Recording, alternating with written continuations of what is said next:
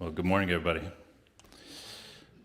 Yeah, as Sam mentioned, we had this session with you, with some of you, and I recognize some familiar faces, so it's great to see you. It's so much different in person, though, and there's so many more of you, so we're really excited to be back with you today, and excited to have a couple folks from our team here today, too. So, my name is Matt Warren. I'm the co-founder and executive director of Harbor Christian Counseling, and just to tell you just really briefly about who we are a Christian counseling group that's based out of Boston, but we serve clients all over Massachusetts. And our mission is to provide biblically informed, gospel-driven, and clinically skilled counseling services for individuals and couples and kids and families. But a big part of our work is also to come alongside churches and church leaders to encourage them and equip them so that they can better care for mental health issues in their own context. So that is what gets us really excited to be here, excited that you all are here to learn about this, and we're just grateful for the opportunity. And thanks to Sam and the whole committee for inviting us to join you today. So I'm just curious real quick, how many in the room here are from Massachusetts? Can you raise your hand? Okay, that's probably the winning state. How many from, just numbers-wise, not best state? How many are from New Hampshire? A couple, okay. Maine? Okay, a couple Mainers. Connecticut? Okay. Rhode Island? One. Way to go, way to be.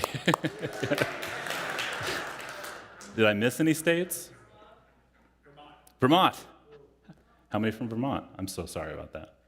But there's none here, so that's all good, yeah. What's that about? Where are you, Vermont? I'm from Texas, by the way, but I've been in Massachusetts for 11 years now, so I feel like an adopted New Englander at this point. Well, crisis, you see, is in the title here. Crisis is something that we hear a lot about these days, isn't it? Financial crises, political crises, moral crises. Sometimes things that feel like a crisis aren't actually crises on that same level. For instance, this past summer, I had a raccoon crisis at my house. If you've ever had raccoons, it is a crisis. But I was trying to plant some grass in my backyard, and every night, this frustrating group of 3 or 4 raccoons would break into my backyard, rip up all the grass, and I could not stop them. I tried spray, I tried fences, I tried netting, I tried physical intimidation. I had a stare down with a raccoon. He was not afraid of me at all. I couldn't figure out any way to solve this crisis, but time just had to pass, and they moved on, found something more interesting. Of course, some crises are much more serious than this, though, right? They involve the lives and the well-being of people we care deeply about. For you all as church leaders, they affect the congregations that you are serving and shepherding. This past January, the CDC released a summary report for a decade-long project called the Youth Risk Behavior Survey. This is some findings from it. You don't need to be able to see it. I know it's very small. But this report captured several areas of interest, including adolescent mental health, and the results were quite alarming. You can see the left one there. It indicates that 29% of high school students reported poor mental health within the past 30-day span. And the highest prevalence of that, really significantly highest, is among female students. Those charts on the right also show a really sharp increase in things like feelings of sadness and hopelessness, things like active suicidal ideation, just within the last couple of years. So, for instance, if you have a class of 20 high schoolers, this means that about 6 to 7 of them are experiencing poor mental health, and probably 2 or 3 that are struggling with suicidal thoughts in one way or another. This fits with other data that's been collected in recent years. Here, for example, another chart that you probably can't see, but that's okay, is another report from Clarify Health Institute, and that this is measuring the utilization of acute mental health care services over the past 5 years. And what you see, again, is a steady progression and then a real sharp upturn within the last couple of years. That map there, interestingly enough, shows the increase by region. It showed that New England had a 100% increase in utilization of mental health care among adolescents within the past 5 years. Now, we don't necessarily need this data to tell us that something is troubling that's happening in the lives of youth and families right now. It fits with most of our direct experience and our observations. I know at Harbor, we've seen requests for services for adolescents jump exponentially in the last couple of years for issues that are sometimes unclear and hard to diagnose. Parents or schools not quite sure what's going on with a young person. Sometimes they're for quite normal issues that they might be going through during that time of their life, and sometimes, unfortunately, they're very high risk and very acute issues. We've seen that same jump, by the way, with requests for family counseling, and a lot of times that is parents feeling very worn down and at a loss for what to do, and sometimes at odds with each other as a result. Now, I'm going to guess that most of you have noticed the same concerns yourself in your own church and community context to one degree or another. And maybe they're affecting you in your own homes, your own families, your own extended families as well.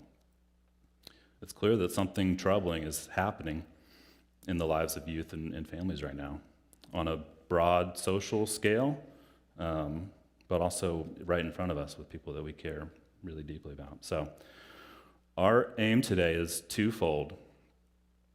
First, I want to unpack the nature of this crisis and try to understand a little bit more about how and why we got here. And then second, I want to suggest 3 ways that the church, that your church, this network of churches even, can be a place of refuge in the midst of a crisis like this. So we're going to start by asking how we got here, and start there. So there's going to be 3 angles that I want to name here. Hopefully you can see these a little bit more, but if you can't, we have a way that you can download the slides afterwards if you'd like. There's also not a lot of information on the slides, so you just got to listen to me. So the first thing that I want to highlight is that this is something that happened gradually and then suddenly. You might recognize that as a quote from actually Ernest Hemingway, talking about what it was like to go into bankruptcy. He said it happened gradually and then suddenly. But it applies here as well. This crisis is not simply the result of the pandemic. It was definitely massively impacted by the pandemic and accelerated by the pandemic, but the roots were forming well before the pandemic took hold in our lives. Teen mental health issues and family challenges were on the rise as many as 10 to 15 years ago, really. And then the pandemic came in, and what it did is disrupted a lot of the outlets and the supports that were typically in place to help with these types of issues. And it added a really heavy dose of stress and change and tension and collective trauma into the system that kind of sent it in that upward spike like that. But this has been forming gradually. The second characteristic to note is that this crisis is multi-factored, and what I mean by that is that it emerged out of a wide range of factors in combination with each other. It's not just one or two things. A lot of times we like to say, this is happening because of this reason, or this is happening because of that reason, but really it's a combination of a lot of different factors. So what are some of those factors? I'll just name a couple quickly that I think have played into it. One is just an increasing degree of isolation and desocialization in the lives of young people. So they're spending less and less time with each other outside of their homes and outside of school. They might be connected, but it's less time spent together, and so there's a great growing feeling of isolation and loneliness. A second thing, which is certainly related, is the prevalence of social media. And at this point, it's pretty much been proven that social media has a harmful effect on especially adolescent mental health. But it's also extremely in the air around us and hard to avoid. I have a 7-year-old daughter, and she asked me yesterday what TikTok is. And I was like, oh no, not ready for that. A third factor would be cultural polarization. So this is something we've heard a lot about, but what's the effect of this on young people? They're surrounded by conflict. They're surrounded by people at odds with each other and unable to get along. There's a growing sort of form of existential fears that young people are experiencing. So existential in the sense of like overwhelming, catastrophic types of fears. So fears about climate change, for instance, or fears about violence or war or illness from during the pandemic or economic stability. Lots of just very scary life kind of fears. For adolescents, of course, identity is always in flux. That's been true for long before all this, but I think some of the changing norms around how we think about identity just influences some of the confusion that's felt around that and some of the uncertainty in that identity process. And then the last thing I would name is just changes in parenting style. This is something that's been part of the research, but we have more well-intentioned parents today that are kind of showing an over-involvement or a way of removing stressors from the lives of their kids, which is well-intentioned, but it has a counterproductive effect of decreasing their ability to build resilience and stress tolerance. So those are all factors, and if you read through those, if you hear me list those out, what we see is that, again, this is something, these are all there, have been there for a while now, but definitely have seen a spike in the last couple of years as far as their prevalence in our world. One other thing I just want to add to this is I think the role of mental health awareness. Now, you would think as a counselor, I love mental health awareness, and of course I do. It's done a lot of good things, I think. It's great that people are paying attention to these issues and providing treatment more regularly now versus overlooking them or stigmatizing them. But I think there also is an element in which some youth can become, especially youth, can become preoccupied with mental health, or a lot of sort of self-diagnosing from what they hear people talking about, what they hear around them, social media, a lot of that kind of thing happening. And again, I think that is happening with a lot of confusion around it and a lot of distress that comes along with it. So mental health awareness is one of those things that overall I love that it's happening, but there's some difficult ways in which it's taking shape. And then the third thing that I want to name here is just that we are also incredibly interrelated with one another.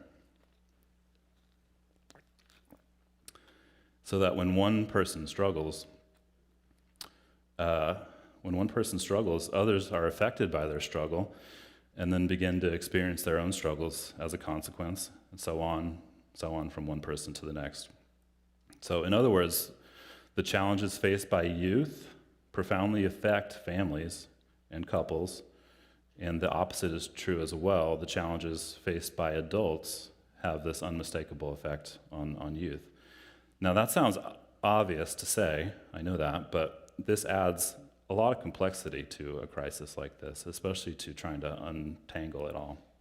So let me just give you a hypothetical example of how this might work, drawn from a couple of real-life experiences. So let's imagine that two parents are struggling to know how to care for the well-being and safety of their 8th grade son, who has been depressed and missing school and has expressed suicidal thoughts on multiple occasions.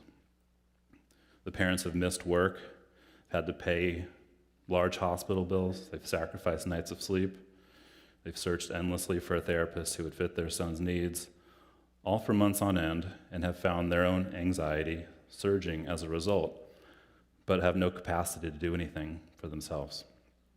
Meanwhile, their two younger children have had to adjust to less regular attention from their parents and lack of consistent routines in their home because of the ups and downs of the past 2 years. So one is starting to act out behaviorally at school, but so far nothing serious because it's just early elementary school. And the other is feeling worried and sad, but keeping it inside because they know that mom and dad can't take any more burdens. Over time, these parents become worn down by the fact that they keep coming up against the same obstacles with their 8th grader and begin to resent the fact that one parent tends to be more lenient while the other tends to be more disciplinarian, or one tends to be more hands-on while the other tends to think they should not rush to get involved. And the fact that these challenges are there is evidence of the fact that they're right and the other person's wrong.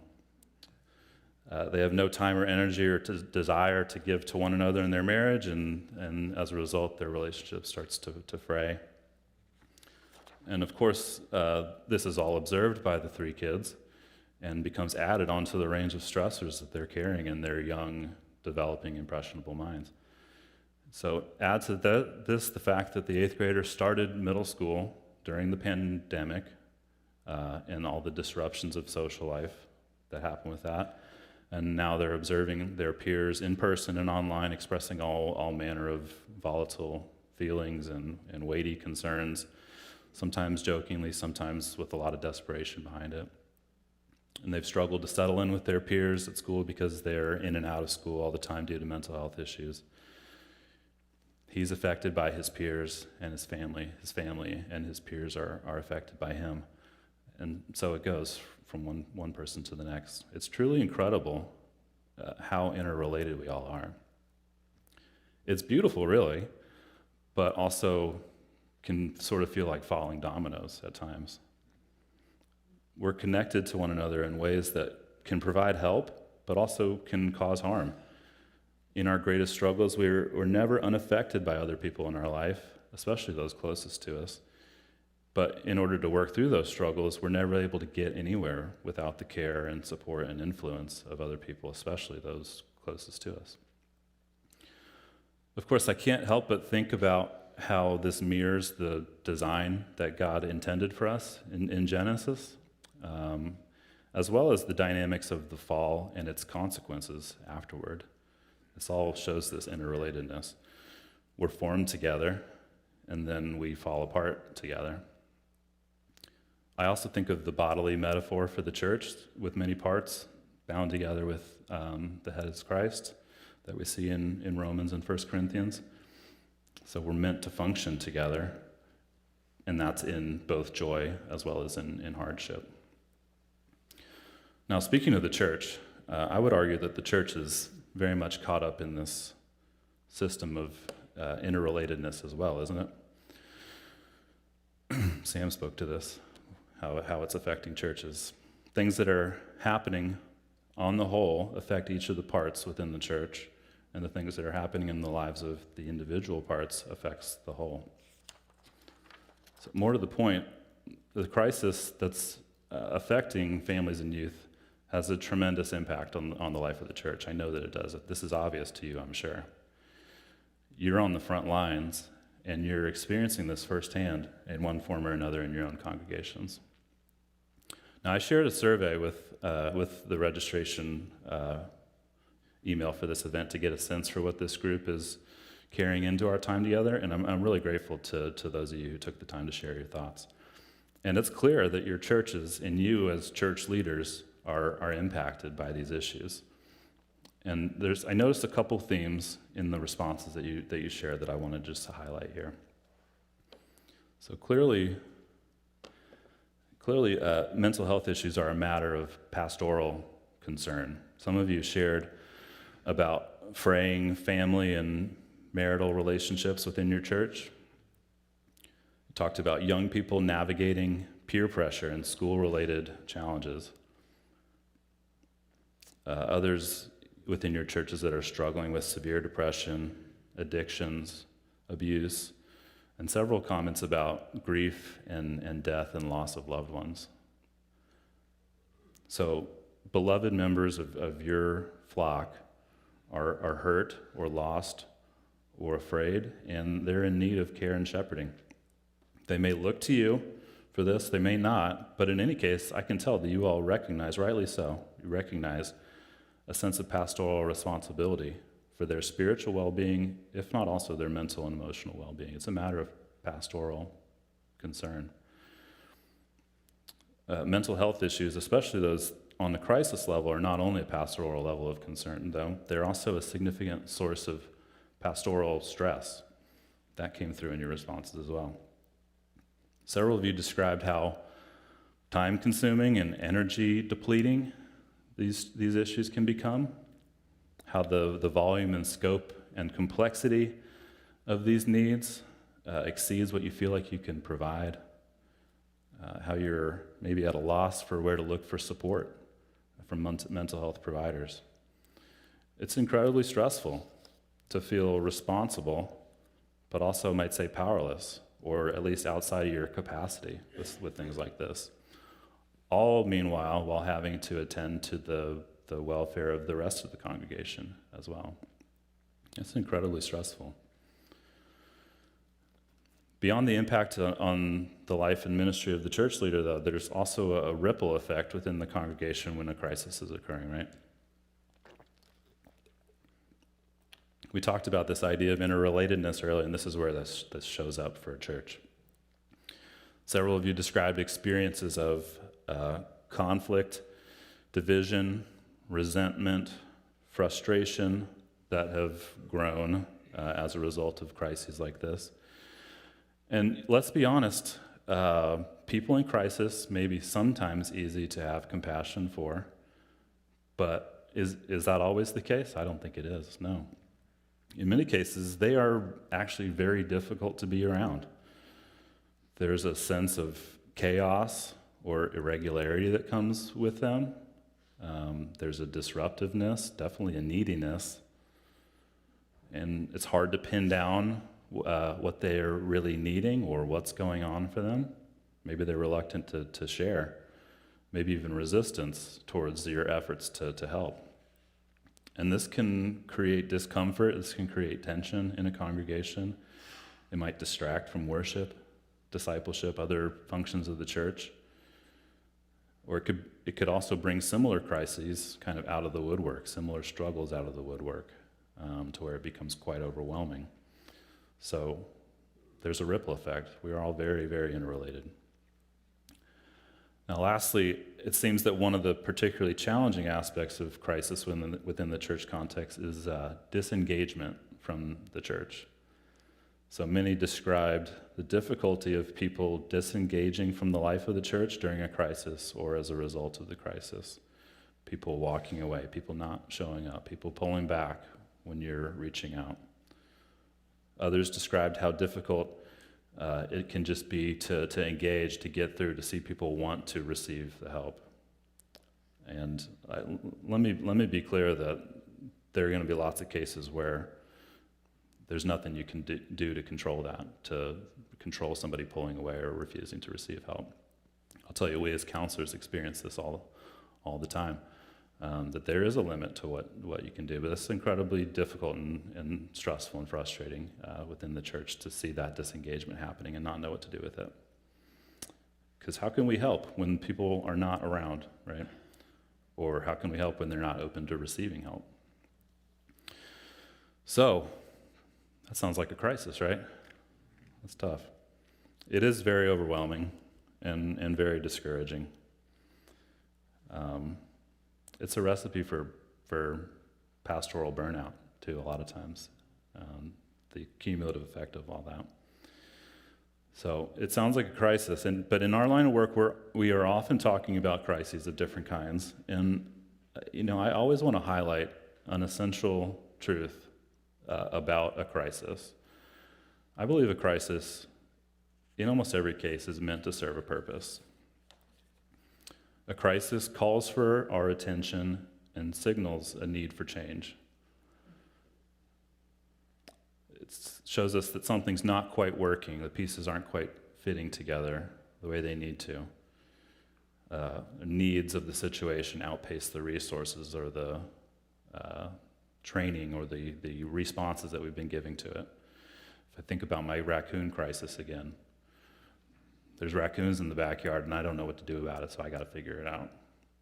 A crisis calls for our attention and it signals a need for change. So, as a church, what are we supposed to do with that?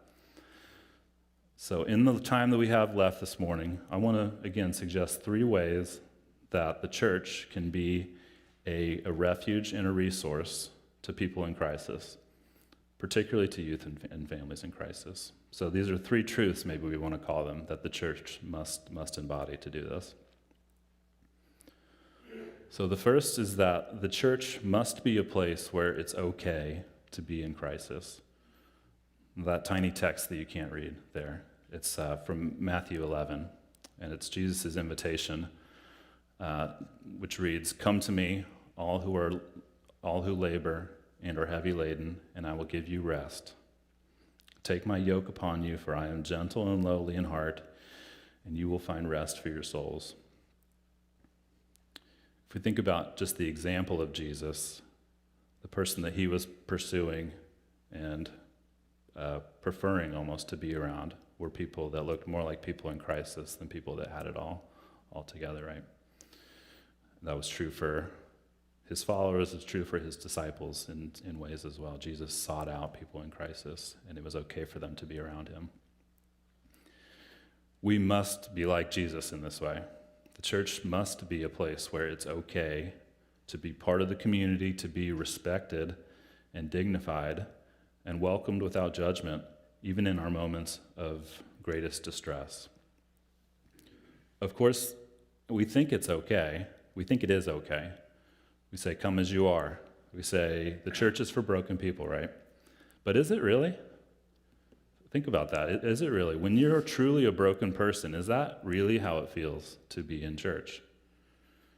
To me, this is much less about the things that we say, excuse me, and much more about the things that we do, how we react to somebody in crisis, and even how we look at one another during crisis. So I think of a family, and these again are hypothetical stories taken from real life experiences. But I think of a family with a 12-year-old son with really intense behavioral issues, very disruptive, and significant mood issues that go along with it. And every Sunday is an absolute struggle for them to be at church with him. And it feels to them like everybody in the church is watching them and speculating about what's going on and bothered by it all. And they go home from church more upset and exhausted by one another. And honestly, it just makes everything feel a lot worse. I think of a woman in her early 20s with really extensive trauma history who had a series of conflicts with others in the church that were very much related to some of her trauma history. And she's acknowledged this and sought support. But frequently what she's found, somewhat from church leaders, but also from others in the church, that the church is more concerned with the trouble that she's causing than the pain that she's experiencing. I think of also a high school student struggling with deep depression and suicidal ideation, who's brought to church and sees adults not really talking about these kinds of hardships as part of the faith, and she goes to her youth group and gets the sense that everybody's supposed to feel happy all the time as a Christian, and she starts to wonder, what's wrong with me? And maybe this isn't a place for me. Clearly, in these cases at least, the church is not always a place where it feels okay to be in crisis. Thankfully, this is not always the case, though. And so, to contrast that, I want to share a few examples of ways that we've seen churches do this really well. These are churches that maybe speak openly and regularly about mental health, whether in preaching illustrations, talking about mental health, in Bible study discussions, in small group conversations, even in the sharing of testimonies and life stories. For youth, we might think of churches that engage their youth in talking about mental health openly as a part of the Christian life in a thoughtful way, and not leaving it as something that belongs somewhere else. For what it's worth, I noticed showing up here this morning that there's a rack of brochures there in the lobby that is about counseling needs and mental health issues. That's a great example of something that signals that it's okay to be in crisis here. It's okay to be experiencing these things that you might see on the wall and be here at church. So that's a great example of this. I think this serves to normalize the reality of mental health and to contextualize it as something that happens within the range of normal experience for Christians, and it's just part of being a human. There are also churches that maybe have a really clear path for seeking support when someone's in crisis, whether that's a teenager or a family or otherwise. That might look like having a designated point person within the church who can be sought out to help facilitate finding support, or even providing some level of pastoral care. There's another church, I think within this same network actually, that we've worked with before, that has a really great section on their website with an extensive list of counseling and mental health resources. And that's not just counselors to contact, it's also like really thoughtful articles and books related to mental health. And it's right up front, very easy to find anytime somebody goes to the website, because sometimes people are going to look in more backdoor sorts of ways than ask directly for help. And again, having a clear path for somebody to seek out help, I think, again, shows that we as a church expect this to be a need for anyone and everyone at any given time. And that supporting those needs is an integral part of the way that the church cares for one another. In each of these cases, the church is communicating loudly and clearly that you belong here, whether you're in crisis or not, that we're ready to receive you, we do not judge you, and we want to come alongside you and just be with you in this. By the way, I think this also helps to some degree with that disengagement issue. When a person feels that kind of a thing, they're more likely to, I believe, stay engaged. Secondly, the church must be a place that is characterized by healthy relationships. Tiny text here. What did Jesus tell his disciples in John 13? Jesus spoke this. He said, "A new commandment I give to you, that you love one another. Just as I have loved you, you are also to love one another. By this, all people will know you are my disciples." How?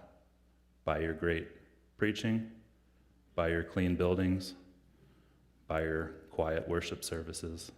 No, he said, by this, all people will know you're my disciples if you have love for one another. If we look again at the way we describe the mental health crisis, all those different factors that we talked about earlier, isolation, desocialization, social media issues, cultural polarization, existential fears, identity changes, parenting styles, the interrelatedness of it all. I see a problem of relationships across the board. I see distressed relationships, disrupted relationships, lacking relationships, harmful relationships, insecure relationships, misunderstanding about relationships. So as much as I said I don't want to reduce this issue to any one thing, I think relationships are a clear underlying need here within this crisis. And coincidentally, it's a place where the church can really enter into the picture in providing a resource. After all, our Savior has highlighted love for one another as the distinctive trait of being his disciples. So it ought to be in our lifeblood, right? The catch is that we're not always very skilled at relationships, or at least certain parts of relationships within the church. In some cases, we're downright bad at them, or negligent or misguided when it comes to relationships. Why is that? The biggest reason is that we're all sinners and we're all human as well, and people are difficult sometimes. But it can be for a lot of other things. It can be a focus on program over people within a church.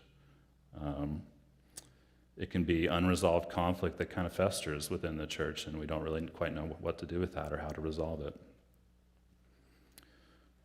It could be a need to keep up appearances or keep people happy, keep things running smoothly. It could be impatience, again, with the messiness and complexity and frustrations of broken people. And it could also be a leader burnout, too. Again, it's just really hard to keep caring well when you're in a space of burnout. But whatever the reasons, we need to reset on this.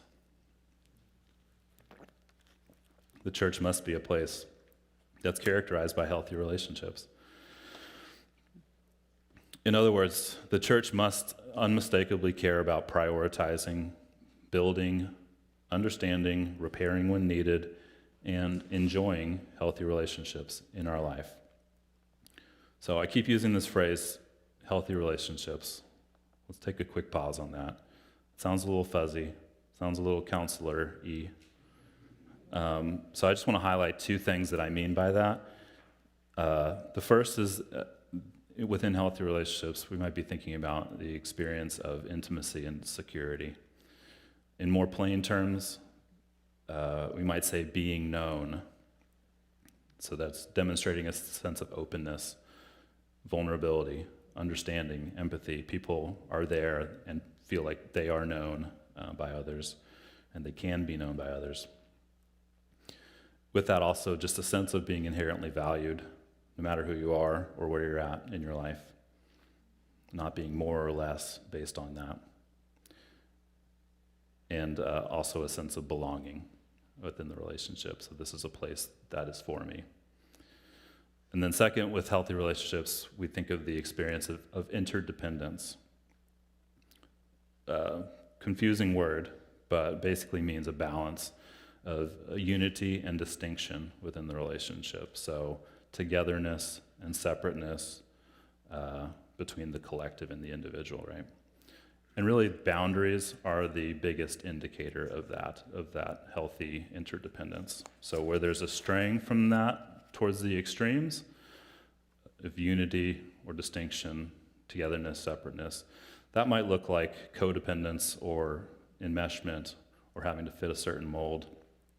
I was with my cousin, actually yesterday, who's lives in Texas, where I'm from, and he was sharing with me about a church that he used to be a part of that specifically not just discouraged mental health care, but forbid it within their congregation, because everything that a person might have to talk about needs to be shared with a pastor or with a small group leader only, and it must be resolved within there. So that to me sounds like the codependence enmeshment piece. It all is held within. On the other hand, on the other end of it, there's maybe a sense of disinterest or disconnection or unfamiliarity. So there's an aloofness there. We don't really know what's going on with each other. So intimacy and intimacy and security, interdependence. By the way, as theologians, we're all theologians, right?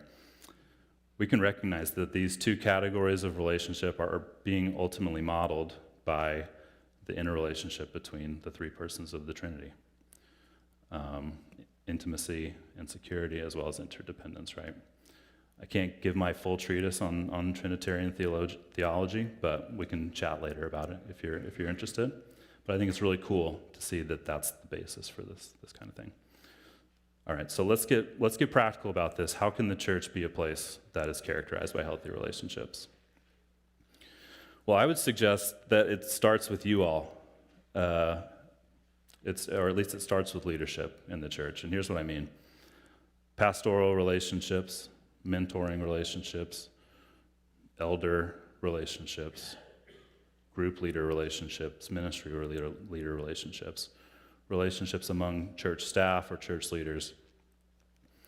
When those formal roles, those formal relationships have a primarily relational focus, where the relationship, the quality of the relationship is prioritized.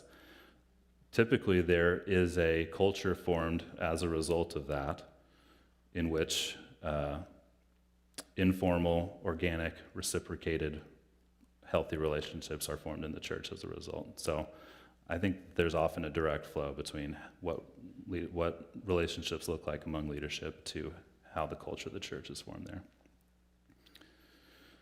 That does not mean you have to be a charismatic leader or have great people skills. It definitely doesn't mean you need to be an extrovert. Most counselors are not extroverts, and I think most pastors are not extroverts, actually. I think it just means you ultimately need to make an effort. I don't know if there's any basketball fans here, but they say defense in basketball, the difference between poor and passing is usually just a matter of effort. So if you have any Celtics fans, it was a little too close for our comfort there. They had these two games, I think, where they just forgot to play defense. When they remember to play defense, when they make an effort, they prioritize it, it makes all the difference. I think it's like this too when it comes to relationships. It's just a matter of making an effort and prioritizing it and remembering to do that. I might also just highlight churches that orient ministries and discipleship initiatives around regular forms of sharing life together.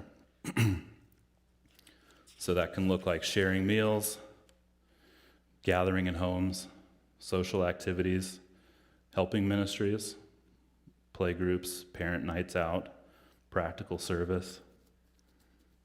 These are all examples of sharing life together, and our ministries and our discipleship efforts are very much centered around this. It's a big part of what we do. For anybody that works in youth or with youth, you know that this is especially true for them. Being in their life, sharing life together, going to their things, and finding ways for them to be together doing the things that they enjoy has an incredible impact towards developing a sense of belonging, feeling like they're known, feeling like they're valued. Before I was in counseling, I was actually a youth pastor for several years. And we had a volunteer on our team that had a student in their group that was really on the fringes. And clearly, I didn't have enough insight at the time to know what was going on, but clearly had some mental health challenges going on in his life. But something that was really important to him was robotics, and he was in a robotics club. This volunteer drove to a robotics competition that was 2 hours away from where we lived and where the church was. Hundreds of kids, only knew one kid there, and was only there for the one kid. And that effort was not very efficient, not a great use of time, actually. But that made a huge difference in the life of that kid. And he felt, as a result, more connected, more known, more valued because of the effort to be in his life in that way. This is true for youth.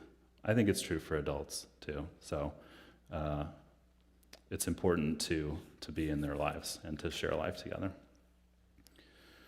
When I was in seminary, we had to read a book by a 17th century Puritan English minister named Richard Baxter called The Reformed Pastor. Has anybody ever read that book?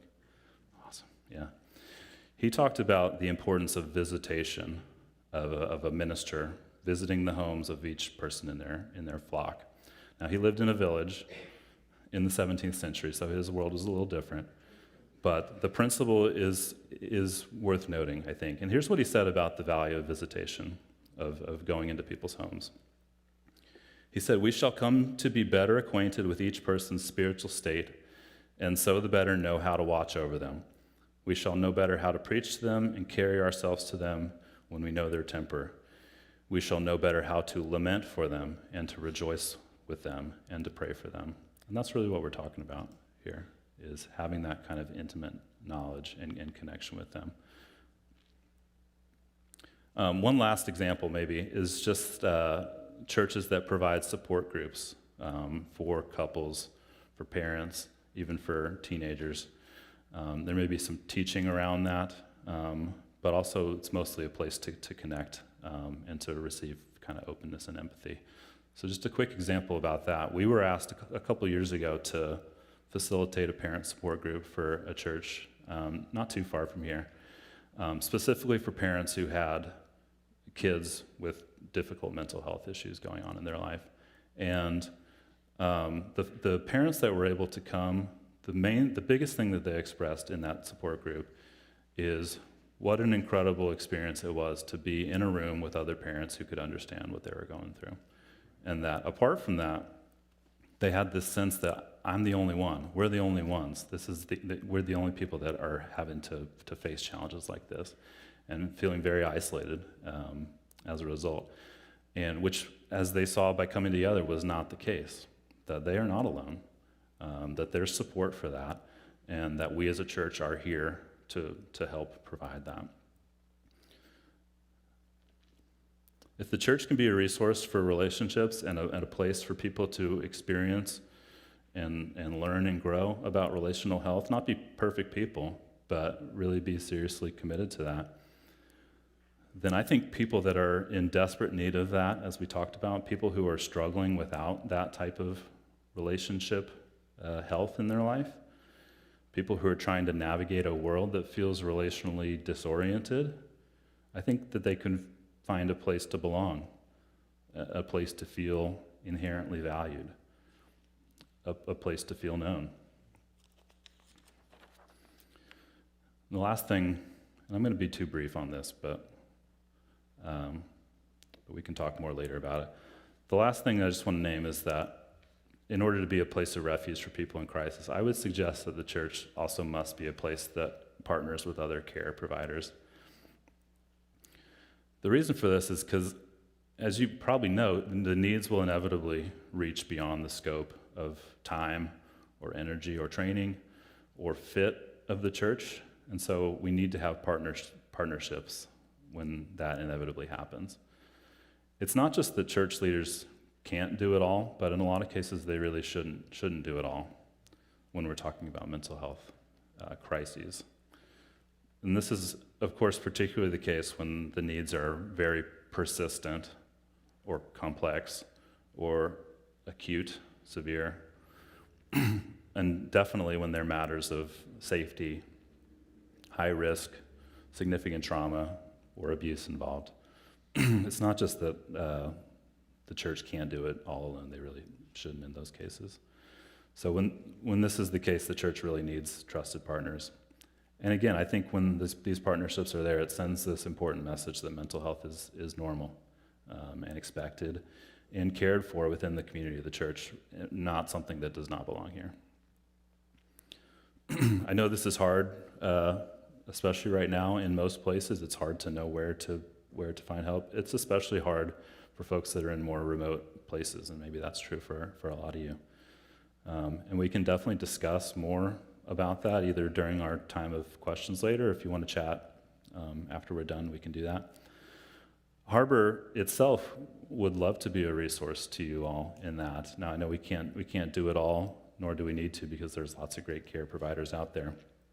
But as I said earlier, that's a big part of what we strive to do, is to be a partner to churches, both to build up and encourage and train church leaders, but also to be a counseling resource to them whenever we can. A couple more just quick sort of ideas around this, what this could look like in different places. You might have a referral list of counselors that you've had contact with. If you don't, though, you might reach out to other churches in your area and just ask them, do you have a referral list? This is a great way for churches to work together to try to figure out how can we handle these types of needs. Telehealth, which is remote counseling, video counseling, has become a much more normal thing, especially as a necessary thing during the pandemic. But I would say overall, we've been really surprised as a staff about the quality of care that we're still able to provide through telehealth. And the benefit of it is it widely expands the accessibility for people. So being able to find a counselor anywhere within your state, that's a good fit for you, especially for Christian counselors. Telehealth opens a lot of doors, and I think takes a lot less away from the table than a lot of people might assume that it does. There can be really, really great quality of care there. In some cases, I would just say too, it's totally appropriate to consider engaging non-Christian counselors to a degree, and that's, I think, especially true for crisis level types of needs, because I'll tell you, like, the things that we as Christian counselors would do in the midst of a crisis are very similar to what a non-Christian counselor would do in the midst of a crisis, because it's really fundamentally about stabilizing, making sure people are safe, helping to get them to the next step. Maybe when it gets into the more deeper level issues of that, then we might see some of the differences coming out between Christian and non-Christian counselors. But I just want to put in a word that we don't necessarily need to be totally afraid to engage non-Christian counselors. There are other community resources, and we have a list of resources that can be helpful to churches. That's at the end of the slides here. It's also on our website, and we'd be glad to share those with you. Now, what did Jesus say that we talked about earlier? He said, "Come to me, all who are weary and burdened." When we see families and youth in crisis, let's remember that the church is meant for people just like this. It's meant for times of need just like this. The church is a place where it must be and can be and often is okay to be in crisis. The church is a place that is meant to be characterized, and often is characterized by healthy relationships. So let us love one another as Christ first loved us. Let's be a refuge and a resource to those in need of this very thing. Heavenly Father, thank you for the faithfulness of these churches and those who are here representing them and leading them today, Lord. Lord, we need your help.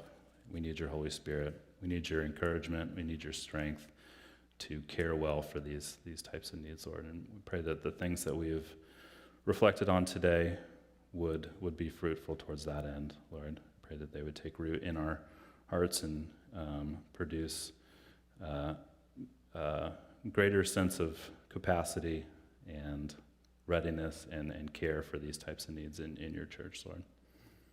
We pray all this in Christ's name. Amen.